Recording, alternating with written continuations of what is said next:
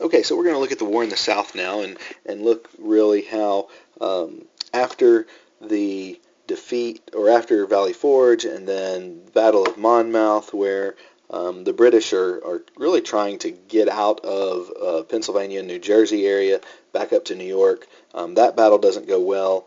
The next, General Howe is no longer in command, and General Clinton is now put in command, and they have a change of strategy.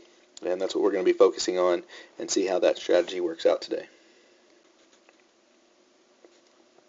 And so Sir Henry Clinton, General Clinton, knew that the British were, that there was lots of loyalists living in the South, or at least they were kind of not on either side. And so he hoped, kind of just as they go through the South and march through the South, that the loyalists would join them. And that doesn't quite work out the way he'd hoped. So the British quickly seize Savannah, Georgia. They also have victories at Charleston and Camden, South Carolina. And at this point, Washington says he'd almost ceased to have hope. In the Carolina backcountry, there's lots of fighting that goes on between the Patriots and Loyalists within one another, and so things are not going great for either side. They're going better for the British early on, but as changes happen to leadership, and that's Horatio Gates in particular, is removed after his defeats in South Carolina, he is then replaced by Nathaniel Greene. And Nathaniel Greene changes his strategy when facing Lord Cornwallis, who is one of the other British generals, and they start to see some more success. And so let's look at that. So the strategy that the British, as I said before, was to kind of hopefully, as they march through the South, to gain the support of the Loyalists, because there were significant numbers of Loyalists there, and then also those that just weren't necessarily involved. And so they kind of say, hey, you join with us, or we're going to destroy your crops. Well, you tell that to people, and they have a tendency to take that as a threat, and it doesn't win people's hearts and minds, so to speak. And so they do end up, destroying crop farms and things of that nature. And all of a sudden, where areas where they had some loyalist support, or at least people that weren't really that engaged in the battles at all of a sudden now they've got a lot more enemies. And so there's a quote here. It says, "Great Britain has now 100 enemies where it had one before." And Nathaniel Greene and Daniel Morgan, both Americans, they really helped to turn the tide with their knowledge of the geography, and only choosing to fight battles when they have the advantage and the British were at a disadvantage. The Swamp Fox, Francis Marion, who, if you've seen the movie The Patriot, is kind of loosely based. The Mel Gibson character in that movie is somewhat based on Francis Marion, but it's not very historically accurate. But he uses hit-and-run tactics to further harass the British, supply lines, smaller groups, and really frustrates the British a great deal, so much so that they start to withdraw from many places in the South, like the Carolinas. And so Nathaniel Greene, Daniel Morgan, Francis Marion, and then the Marquis de Lafayette as well joins them in the South. And these combination of these leaders are really able to help turn the tide along with the British cruel tactics. So what events helped turn the tide of the war in favor of the Patriots? Well, the cruelty of the British, and then the adjustment to tactics by the new leaders, Daniel Morgan, Nathaniel Greene, and Francis Marion. So in the fighting in the South is really led by two different men at two different times. General Clinton, the commander of the whole army in the British Army in North America, and then Lord Cornwallis. And Cornwallis is Clinton's subordinate, and he ignores an order to send part of his army to New York. And as they're kind of leaving the Carolinas, decide that the Carolinas are no longer going to be a place where they get a lot of support, retreats into Virginia and on the Yorktown Peninsula. And here, Washington finds out, hey, this is what's going on, and he tries to get his army south to Yorktown as quickly as possible.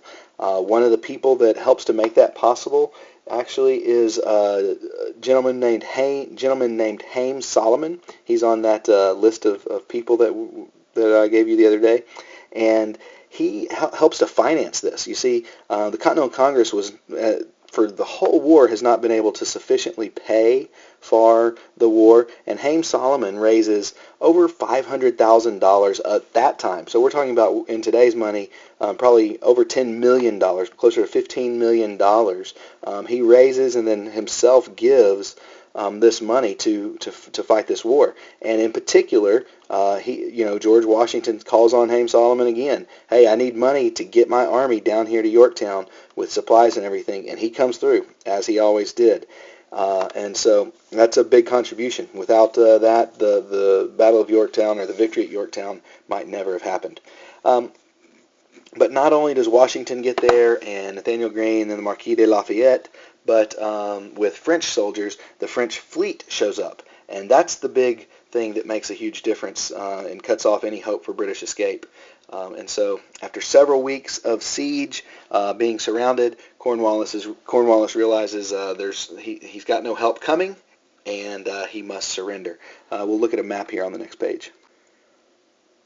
And so you can see here, Washington has, right here we've got basically the British, and they are surrounded by French forces here, and Washington's forces, and all along here, lots of different forces. And the key here, though, is then also the French Navy. And there is nothing there's nowhere for the British to go. They're surrounded. They will sit there and they will eventually starve, or they will continue to be attacked, which they are. These forces are moving up slowly, and they will not be able to survive. And so Cornwallis realizes this and surrenders. And this there's still fighting that happens because the war is not over, but this is the last major victory, and kind of the writing is on the wall at this point. The battle at Saratoga, entire army captured. Here at Yorktown, last major army that is there is captured now. The only army that is remaining is a British army that is in New York, but over the course of the next couple of years, as treaties are worked out, that force will leave and the war will be over. So this is known as kind of the end of the war in a lot of ways, but there is still some fighting goes on, and some pretty significant fighting still to happen. But this is the last major battle, and this is really traditionally seen as the end of the war. So what is the key to the American victory at Yorktown? Well, the key is the French Navy. If the French Navy was not around, if they didn't show up, well, then the British Navy would have just showed up, and the British could have escaped and lived to fight another day. But because the French Navy shows up and blocks off the escape route, the British lose and they have to surrender. Which eventually brings us to the Treaty of Paris. So Congress ratifies or approves the Treaty of Paris in 1783. The British recognize the United States as an independent nation. The boundaries of the United States extend from the Atlantic Ocean all the way to the Mississippi River, and from the Great Lakes in the north all the way down to Florida. Florida is returned to Spain at this time, and the Americans agree to ask states to pay loyalists for property that they had lost, and that was significant amounts of property that are going to be lost during this time. So the war is over, and the Americans have won, and we now have a United States. Independence has actually been gained, and the British even recognize it. And so that's it. That's the American Revolution.